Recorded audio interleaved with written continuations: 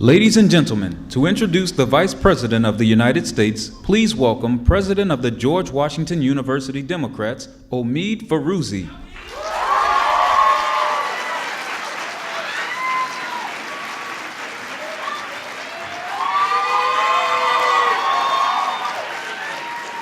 Thank you. Thank you so much. Good afternoon, Provost Lerman, Mrs. Lerman, Vice President Voles, deans, faculty members, students, and ladies and gentlemen. On behalf of the George Washington University, the Student Association, the Program Board, and the GW College Democrats, it is my pleasure to welcome you today. I am Omid Farouzi, the President of the College Democrats, an undergraduate at-large senator and incoming Student Life Committee chairman in the Student Association, and an assistant to the Program Board in political programming. Our organizations today are thrilled to be hosting our nation's 47th Vice President. From the George Washington University and from the student groups who have planned this event, a special word of thanks goes out to all of the White House staff and personnel who have been so helpful to us in coordinating today's program. Our end-of-year program speaker is one of the most distinguished public servants of our time. Both as a senator and as vice president, he has dedicated his life to honorable public service to our country, and his is the kind of commitment to others that we value so deeply here at the George Washington University. It is my distinct honor and great privilege to introduce the Vice President of the United States, Joseph Biden.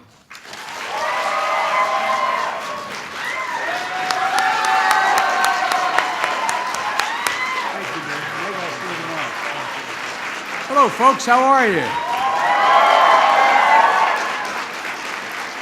Provost Lehman, thank you very much. And Laurie, thank you for being here. I appreciate it as well. I'm known in this town as Jill Biden's husband. And Lorraine Voles, who I go back to the Clinton days with. It's great to see you as well. And Mr. President, I tell you what, I noticed you got a bigger chair than I got when you walked on. Which is well-deserved. Omid and I have a number of things in common. Number one, as he was making clear to me that the pronunciation of his last name, I said, don't feel badly. I've often introduced in the campaign as here, now we have President Obama and I'm Vice President Biden. I mean Biden. I think Sarah Palin says that, but so I understand. I kind of get it. By the way, I like her. She's a good sense of humor. Look, folks, I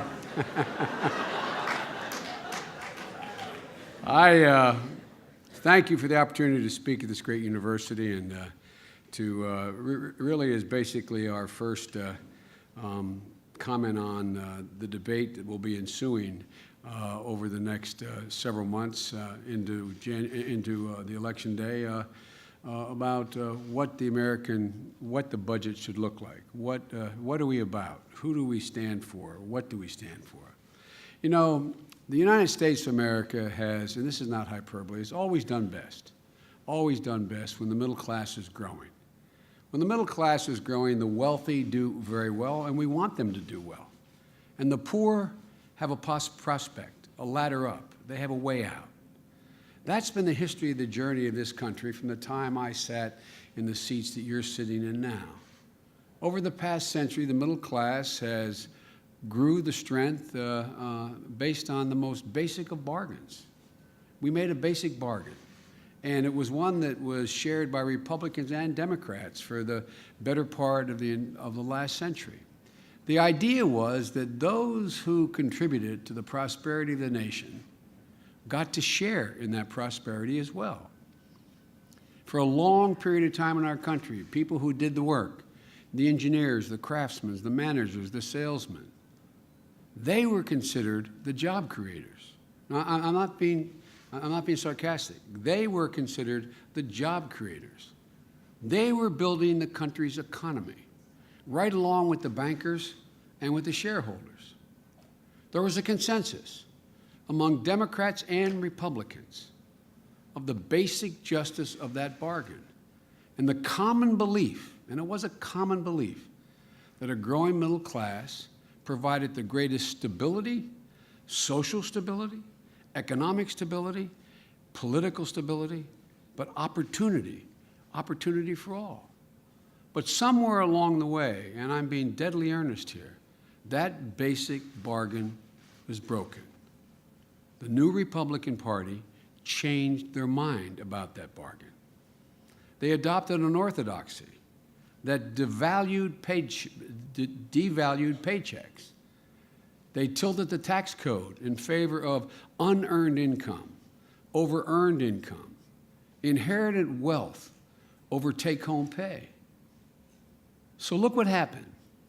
When I got elected to office as a 29-year-old kid to the Senate in 1973, and I was sworn in, the discrepancy between the salary of the average CEO in America and the lowest paid worker in that company was 22 to 1. Let me say that again. It was 22 to 1. That's a legitimate disparity. The CEO made 22 times as much. Now, today, the average CEO in America makes 273 times as much as the person working on the line. What happened? In 1980, the top 1%, and this is the beginning of the Reagan administration, the top 1% of the wage earners in America took home 10% of the nation's income, all its earnings. By the year 2008, at the end of the Bush administration, the top 1% took home 21% of all the income earned in America. The discrepancy had not been seen since the early 20s, the 1920s. Something fundamental has happened here. And by the way, these wealthy people are not bad people. They're good, loyal, decent Americans. They're as good and as decent as any group of people in America. But something happened here. And the result, you may have seen in the New York Times front page headline on April the 23rd this year. It said, and I quote, "The American middle class is no longer the world's wealthiest." The American middle class is no longer the world's wealthiest. And I love Canada, and I love the Canadians. Their middle class is wealthier than the United States of America's middle class. Again, what's going on? What happened? What happened? Folks, we're losing something profound when we break the basic bargain that built this country. We're losing the values that built this nation and made us the greatest economic powerhouse in the history of the world. And in my view, this massive shift is being largely, not totally, largely driven by this incredibly narrow mindset that presumes that wealthy investors are the sole drivers of the economy, that all employees work solely by the grace of the shareholders' capital gain. Now think about what I just said. You may not agree with me, but understand what I'm saying. But that's what today's Republican Party is all about. There used to be an ad 20 years ago when they made Oldsmobiles, and they said, "This is not your father's Oldsmobile. This is not your father's Republican Party." I'm not making a moral judgment. I really am not. They're good guys, but they have a fundamentally different view. A fundamentally different view. And the ultimate expression of that view is the budget they just passed in the House of Representatives, which is essentially the same budget that they passed the past 3 years and the one that we litigated in the last presidential race. They say what they value. You listen to the rhetoric. They value all the things we value.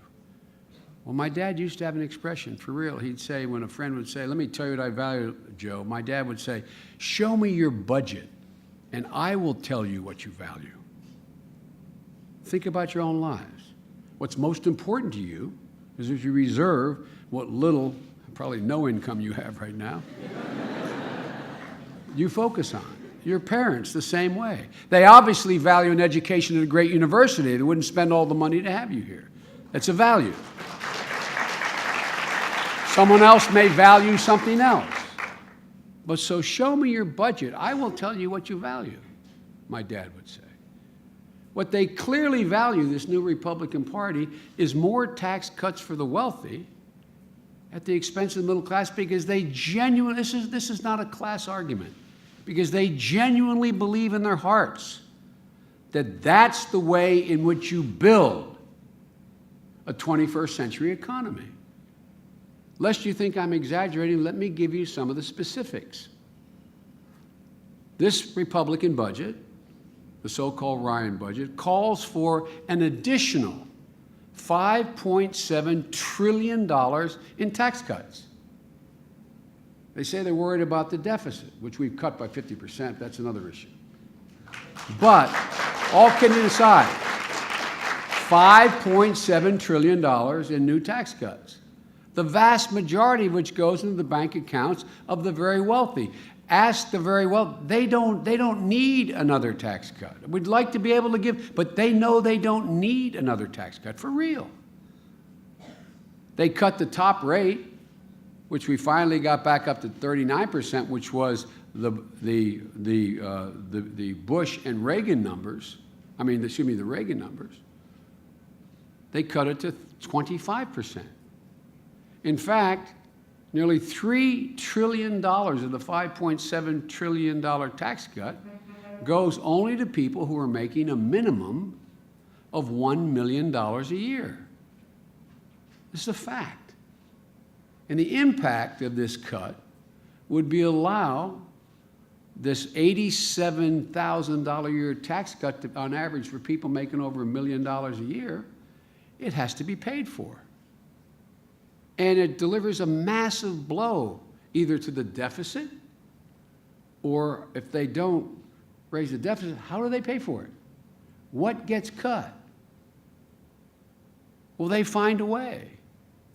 The way they find is to further damage the middle class by raising middle class taxes and eviscerating the programs that most middle class people rely on.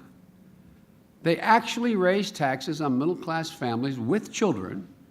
It would vary depending on your exact income and exactly what middle class, but the average, according to the Tax Policy Institute, is people in the middle-class tax bracket with children will pay $2,000 a year more in taxes in order to justify an $87,000 a year average tax cut for people making more than $1 million.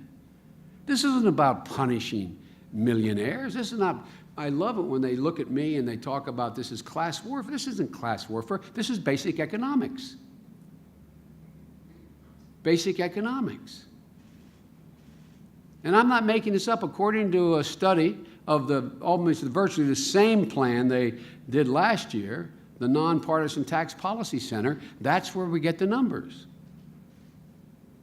We have a very different view. We think we should be eliminating extravagant loopholes that exist within, even if you remember, in the debates we had with Mr. Ryan and with Mr. Romney, they said there's $600 million in tax loopholes they could close. Well, there's sure a lot of them, but the one they were going to close with mortgage deductions and a whole range of other things that affect middle-class people.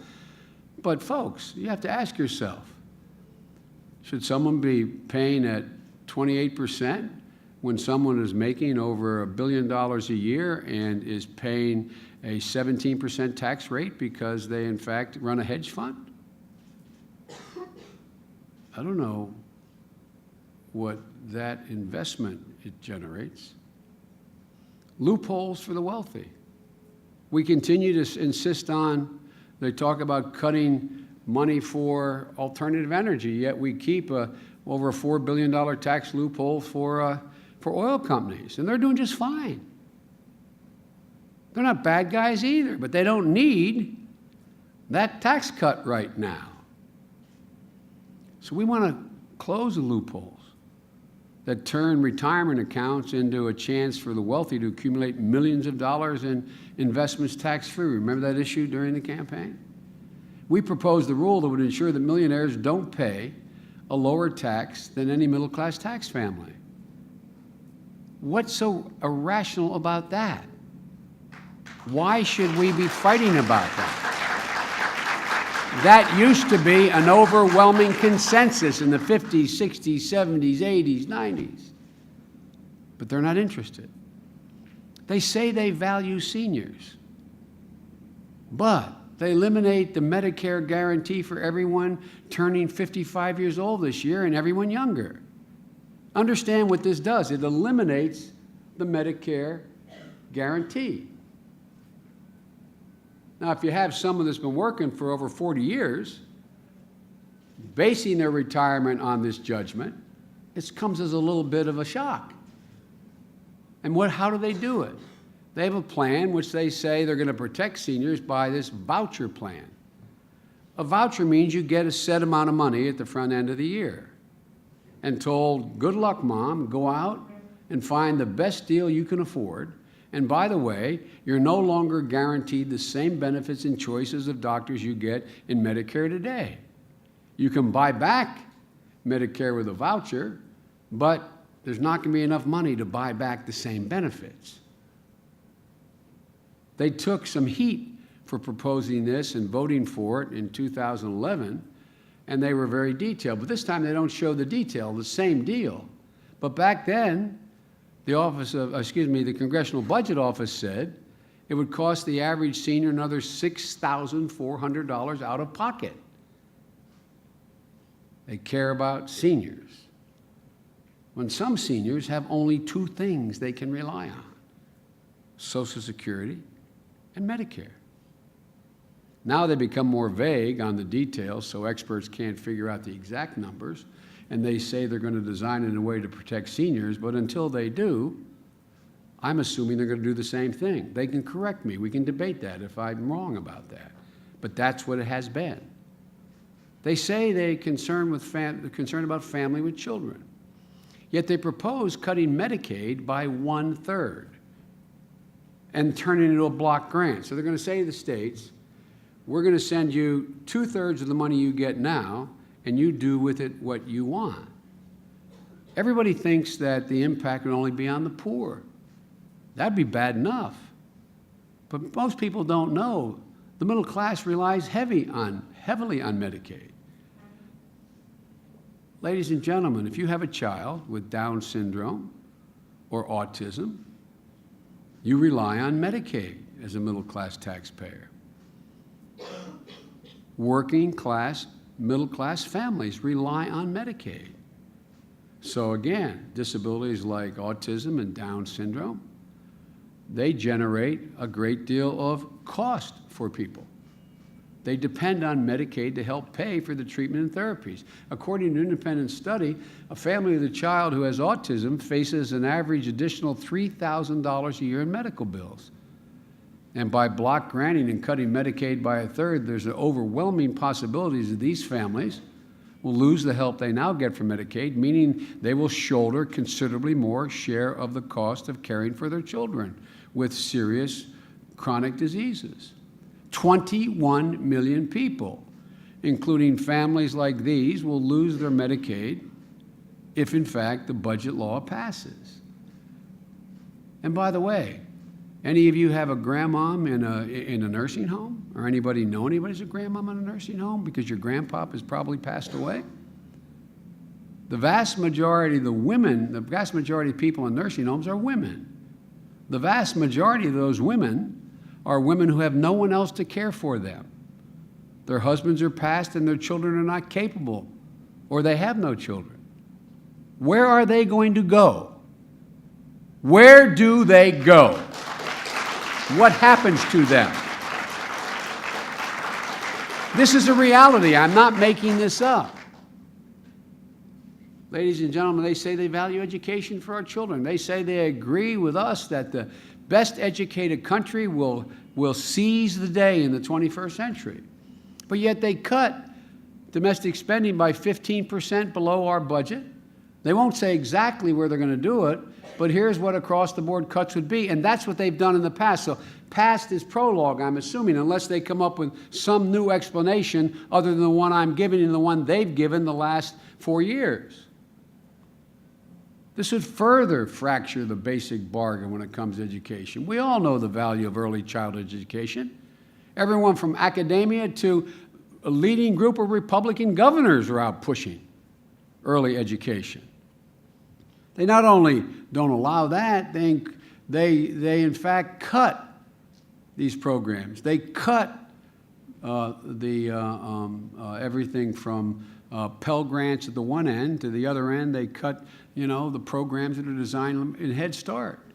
Everybody knows that all the studies show if you have early education, it significantly increases graduation rates. It keeps people out of the crime and drug stream. It does all these things. There's a consensus on it. They don't even go for it. They further cut, as well as after-school programs, tutoring programs at every level. The cut will probably mean, if what they're going to do as they did before, they stated what they do before, the numbers are the same. It will mean larger class sizes, less after-school programs, fewer tutors, and they say they value education. They freeze college age, which opened the gate to college for over 2.5 million more students since we've come to office. They say they're committed to making our country and our neighborhoods safe. I don't have to tell anybody other than, and I spent a considerable part of my life dealing with drug policy. You all know of the heroin epidemic that's occurring throughout this country now. You're more informed on it than the vast majority of people who hold public office. Is this the time to cut FBI and DEA by 3,500 personnel? Is this the time to cut support for local law enforcement? Is this the time to lessen the support of federal agencies that are working on not only everything from bank theft, but also terrorism? What are they thinking? We think we should be supporting local law enforcement, and expanding to help the fight against terrorism and street crime. They say they value research and fighting diseases that claim tens of thousands of American lives.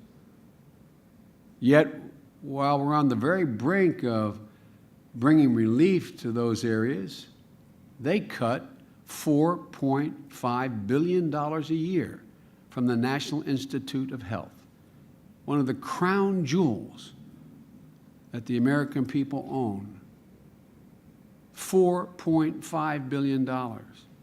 If I had time, I'd go through the diseases which we are on the cusp of dealing with, from Alzheimer's to certain kinds of cancers to rare diseases. You probably remember the headlines during the government shutdown. Clinical trials funded at the National Institute of Health had to stop taking new patients, including children with cancer in these trials. Does that make sense? In an economy that's almost $2 trillion. Well, the Ryan budget would mean fewer clinical trials, fewer opportunities for potential life-saving treatment and medical breakthroughs at a time, as I said, we're on the cusp of unlocking secrets of Alzheimer's and designing drug treatments to match the genetic structure of different types of cancer. I was meeting with some cancer experts from MD Anderson and from Jefferson Hospital. You know what they say this will do? An entire generation of brilliant young scientists will be lost. Those of you who are science majors, those of you who want to go on to graduate school, you go into this research area only if you can't afford to get a grant to do the research. If you don't go in, we literally lose a generation. The 15% cut in the National Science Foundation. That's $1 billion cut in the National Science Foundation. What that would do is eliminate 2,400 research grants, like the one that gave us 3D printing or touchscreen typing and so many other things I could name. And maybe equally astounding, is this new Republican Party, they no longer believe in investing in infrastructure. When Congressman Ryan introduced this budget, and you know the votes, they've constantly voted against investing in infrastructure, he said, and I quote, "Every time you hear the word investments, just know what it means. Take from hardworking taxpayers." Well, let me tell you what it means. It means when you fail to invest, you are putting America behind almost every other leading country in the world. When you cut funding for highways, it means more congestion, less productivity, millions of hours of productivity lost. When you refuse to modernize our ports to accommodate these new super Panamax ships that are going to be going through the Panama Canal, you take vast opportunities in trade to make it cheaper and more efficient because you don't modernize the ports out of the hands of American manufacturers. When you refuse to modernize airports, it means we fall behind. We lose competitive advantage. Why do people invest around the world? When you don't repair the bridges in that small town, you cut the town's economy off, you destroy commerce.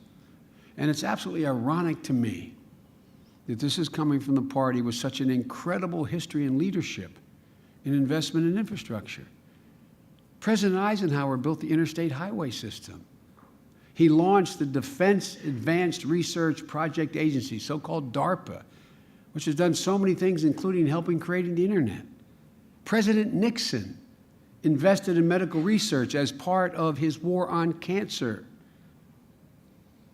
As I said, this is not your father's Republican Party. I could go on what George H.W. Bush did. We have a fundamentally different view on what constitutes a vibrant, strong, growing America.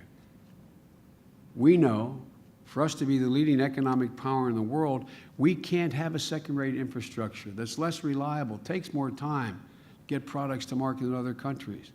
We know that refusing to invest in major innovation will put us behind other nations who are making massive investments in this area. Do you think China is not investing in infrastructure? Do you think the other major countries in the world are not investing in infrastructure? What do you hear most when you hear about why China is going to lead? They talk about the massive investment in infrastructure they've made.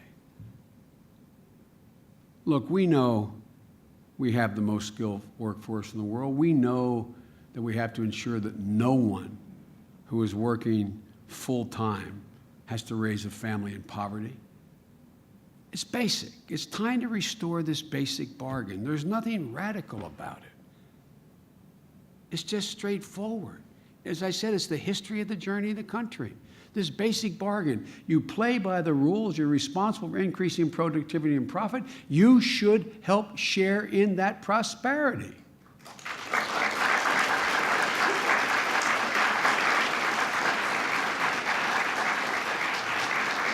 Look, folks, that's what made us a world leader through the 21st century. That's what gave us such incredible stability. And that's what will make the 21st century ours. When given a chance, the American people have never, ever, ever, ever let their country down. Just give it a chance, an even chance. We have the possibility of creating a future with unlimited prosperity. We are better positioned than any nation in the world. Our workforce, according to a number of studies, is 3 times as productive as China.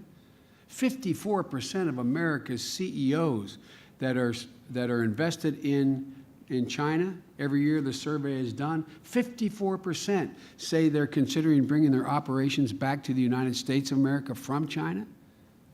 We have courts that can be trusted. We respect intellectual property. We have the finest research institutions in the world.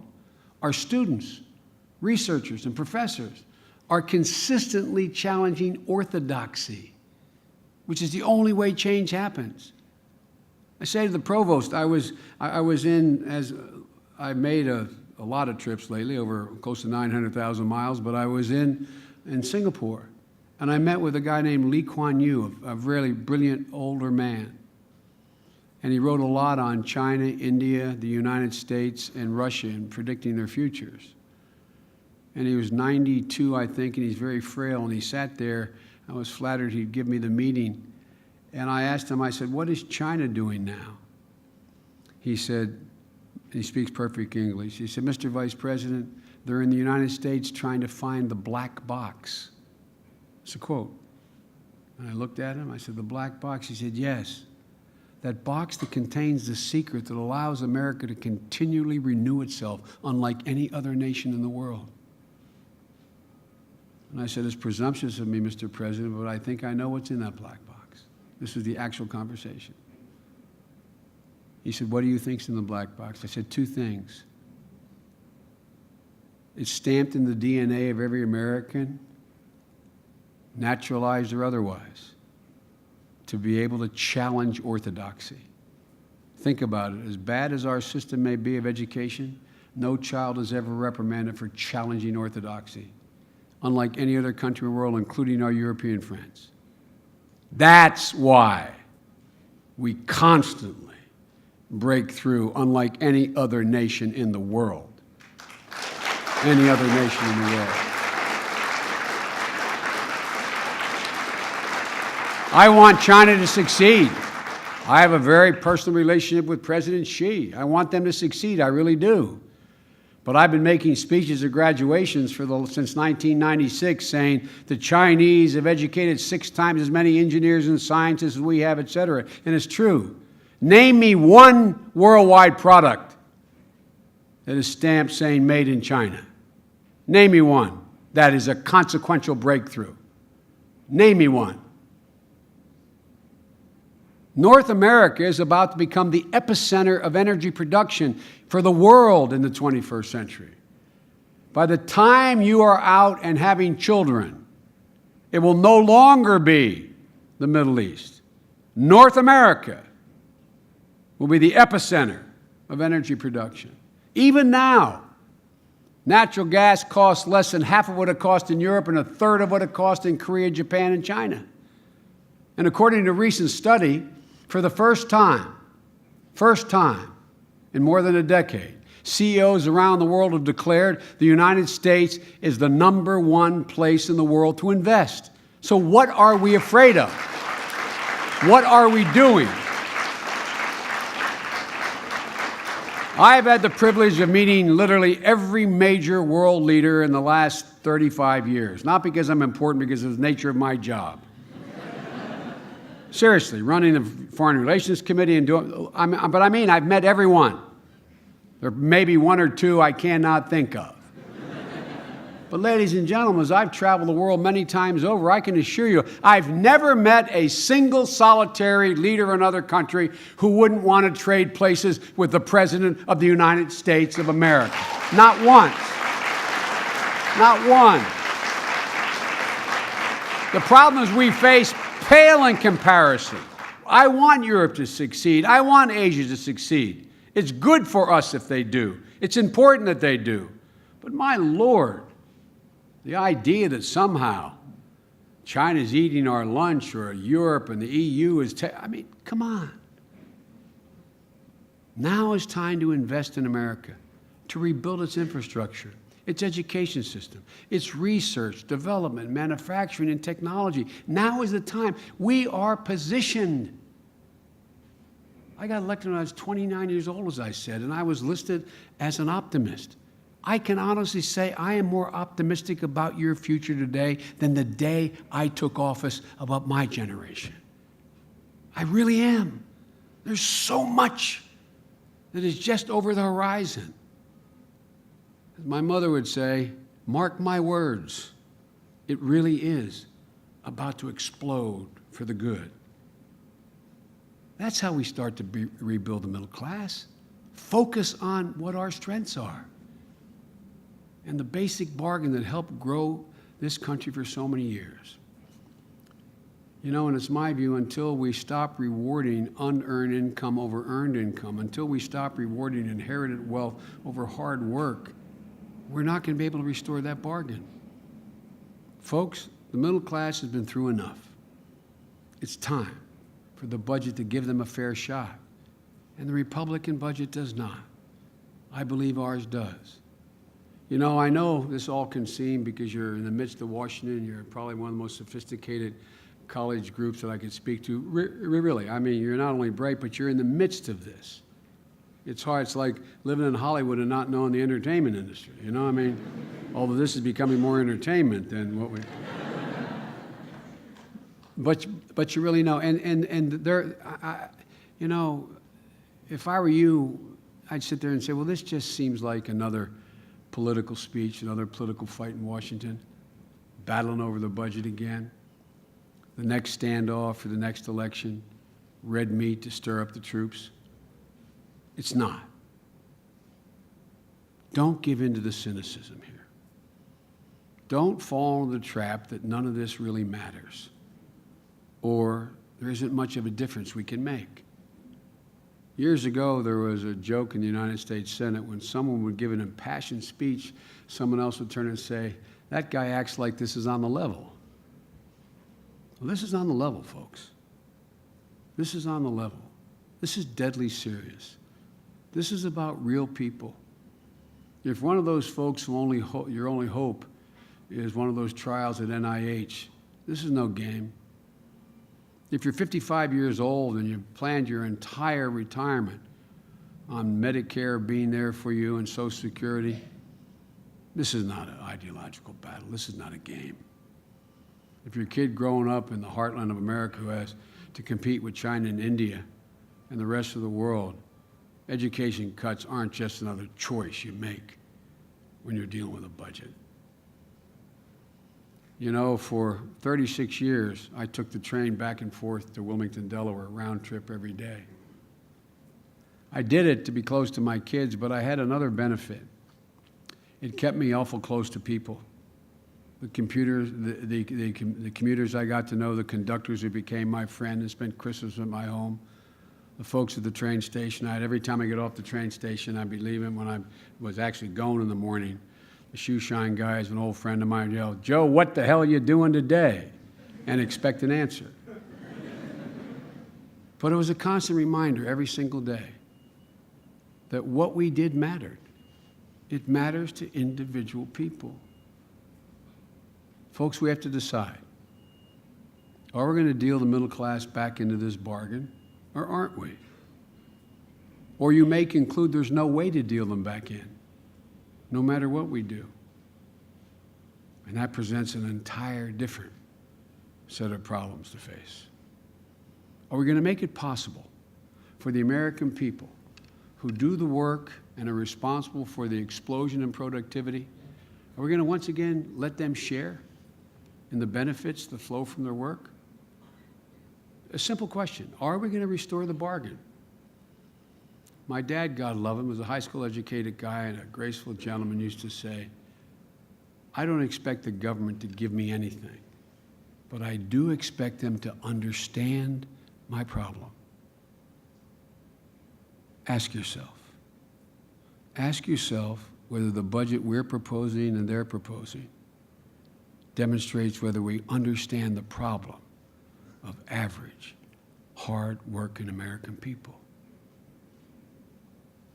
When I grew up and my dad was on hard times, that's how I got to Delaware. He lost it. He didn't lose, but he didn't have a job that could support the family. So he took off for a year, came home every weekend. But he said with certainty, Joey, it's going to be okay.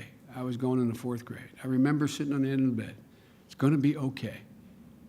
And when I have a good job, I'm going to send for you and Mom. I'll come home and get you guys, and everything's going to be okay. He believed it.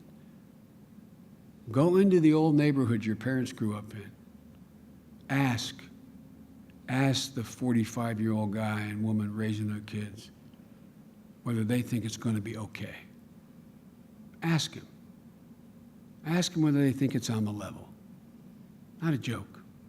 Ask them. Not who they're for, Democrat, Republican. Ask them. Barack and I are all about one thing, and we should, and you should be about one thing. Putting the American people in the middle class back in the position where they can turn and look at their kids and say, honey, it's going to be okay, and mean it. It's time for us to give them a shot because the American people are so much better. They're so much smarter. They're so much stronger. They take so much more responsibility than our friends on the other side give them credit for. They're not the givers and the takers. They're getting up every morning, putting one foot in front of the other, and wondering whether their kid's going to have the same shot they had. As I said before, and I'll say it again, to you, to the Republicans, to all the foreign leaders throughout the world I've ever met, never, never, never bet against the American people. It's always been a bad bet. God bless you all. Thank you. Thank you. Where am I? Thank you all so very much.